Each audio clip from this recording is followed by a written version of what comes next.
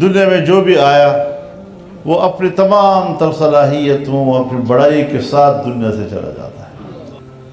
اس کائنات میں اگر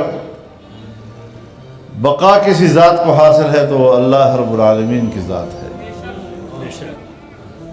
بڑی بڑی شخصیات دنیا میں آتی ہیں، شخصیات کی اہمیت سے انکار نہیں کیا جا سکتا، اور انسانی معاشرے کو دو چیزیں چاہیے، ایک قیادت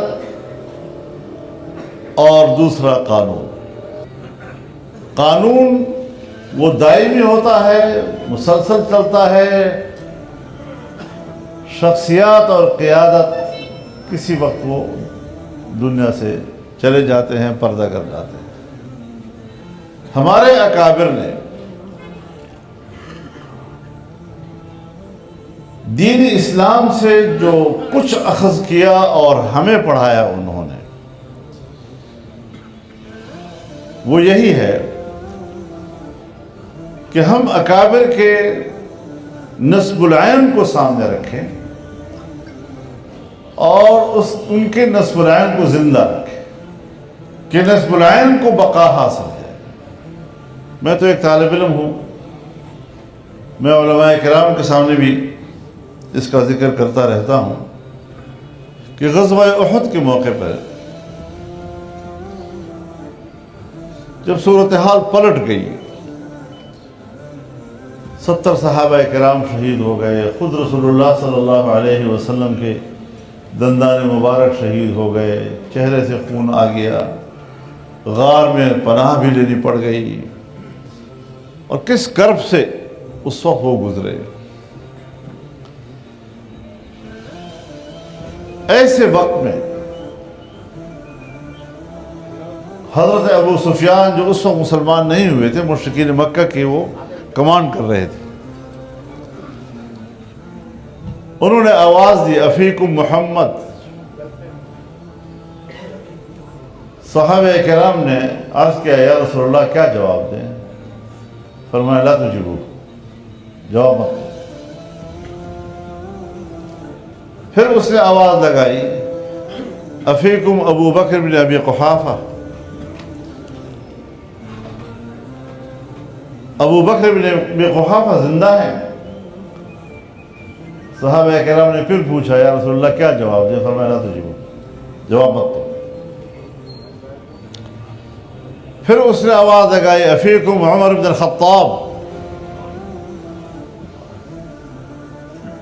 پھر آپ نے فرمایا لا تجیبو، جواب مت دو۔ جب ان تین شخصیات کے بارے میں جواب نہیں آیا تو پھر اس نے فتح کا نعرہ لگایا، اعلو حبل کا نعرہ لگایا۔ یہ نعرہ لگایا تو آپ نے فرمایا اب جواب دو، اللہ اعلی اجل۔ پھر اس نے نعرہ لگایا لنا العزى ولا عزى لكم، تو پھر آپ نے فرمایا کہ اس کا جواب دو، اللہ مولانا ولا مولا لكم۔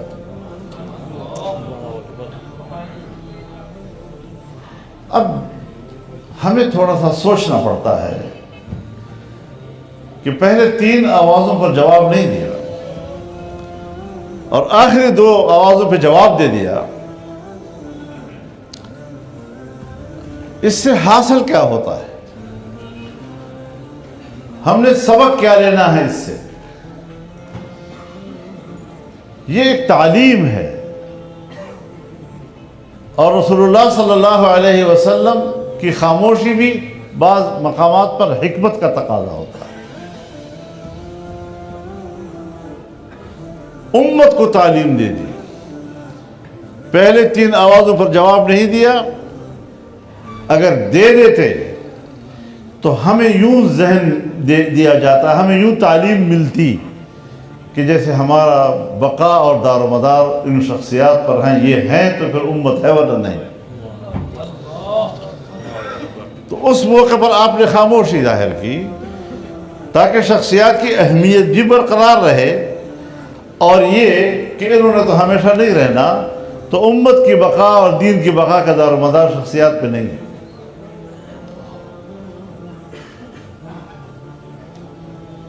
لیکن جب اس نے عقیدے کا اظہار کیا تو آپ نے فوراً جواب دیا، تعلیم دی ہمیں اور آپ کو اور امت کو کہ اس عقیدے توحید کے ساتھ امت زندہ رہے۔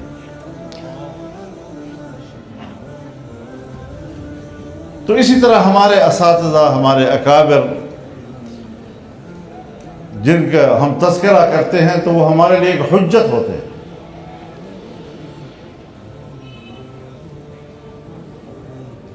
حضرت قاری رحیم بخش صاحب رحمہ اللہ حسین آگاہی والی مسجد میں، چھوٹی سی مسجد میں پڑھاتے تھے، اور میں نے دیکھا کہ والد صاحب باقاعدہ جاتے تھے مسجد میں، ان کے ساتھ محراب میں بیٹھ جاتے تھے، طلباء پڑھ رہے ہوتے تھے، طلباء کی تلاوت کی گونج میں آپس میں حال احوال نہیں ہو سکتا تھا، بس دونوں خاموش 1 گھنٹہ بیٹھے رہتے تھے اور قرآن سنتے تھے بچوں کا، اور پھر رخصت ہو جاتے تھے۔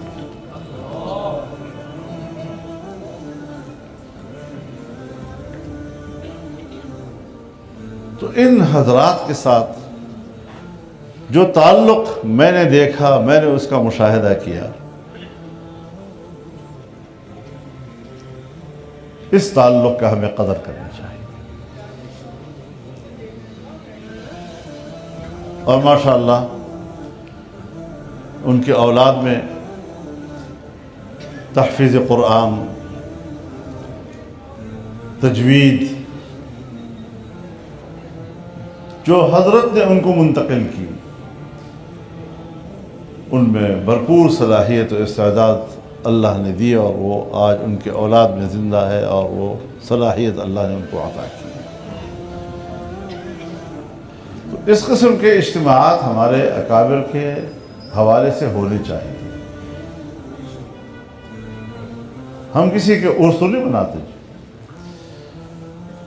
نہ کوئی ہمارے نزدیک کوئی دن متعین ہے، لیکن ایسے اجتماعات میں اگر ہم اپنے اکابر کے تذکرے کریں گے تو یہ تذکرہ بھی عقیدہ کی پختگی کا سبب بنتا ہے، اور یہ سند بنتا ہے، کیونکہ دین سند کا نام ہے۔ ان لوگوں سے قرآن ہمیں منتقل ہوا ہے، حدیث ہمیں منتقل ہوئی ہے، تو ظاہر ہے کہ اگر ہم ان کے فیوض و برکات سے استفادہ کرنا چاہیں گے تو پھر تعلق جو ادب کا ہے اور احترام کا ہے وہ برقرار رکھنا چاہیے۔ اللہ تعالیٰ ان کے ارواح کو تر و تازہ رکھے۔ ایک دفعہ مجھے فرمانے لگے کہ مولوی فضل الرحمن عجیب کام ہوا ہے میرے ساتھ، میں قرآن کی تلاوت کرتا ہوں، اور جب میں ایک دن اتفاق سے غار حرا میں گیا تو میں نے چاہا کہ میں یہاں 2 رکعت پڑھوں، تو میری منزل جو تھی، آج کی منزل شروع ہو رہی تھی اقرا سے، اور کہا پہلے مجھے علم نہیں تھا، لیکن جب میں نے اپنی منزل کو دیکھا اور میں نے کہا کہ 2 رکعت پڑھوں گا تو اس میں کون سی صورت میں نے پڑھوں گا، تو میرے آغاز اقرا سے ہو رہا تھا۔ تو وہ کہتے ہیں بہت میں خوش ہوا کہ جہاں پہلی وحی آئی ہے اور میری منزل بھی آج یہیں سے شروع ہو رہی ہے، تو یہ وہ لگاؤ تھا۔ اور اس قسم کے لگاؤ کے بعد ان کی جو نورانی شخصیت، میں تو مدینہ منورہ میں جب بھی جاتا تھا تو زیارت کے لیے حاضر ہوتا تھا، اور جب وہ بیمار تھے تو گھر میں جا کر انہوں نے مجھے اجازت دی کہ آپ اندر آ جائیں، تو آخری ملاقات وہی تھی۔ اس کے بعد پھر وہ ہم سے جدا ہو گئے، اور ہم آج ان کی جدائی کے بعد پہلی مرتبہ اتنے خوبصورت اجتماع میں ان کا ذکر کر رہے ہیں۔ تو یہ تذکرے اپنے اکابر کی جاری رہنے چاہیے، اور ان کی خدمات کو زندہ رکھنا چاہیے، تاکہ امت کو رغبت ملے اور ان کے نصب العین کے ساتھ لوگ وابستہ ہو جائیں۔ اللہ تعالیٰ اس اجتماع میں شریک ہونے والے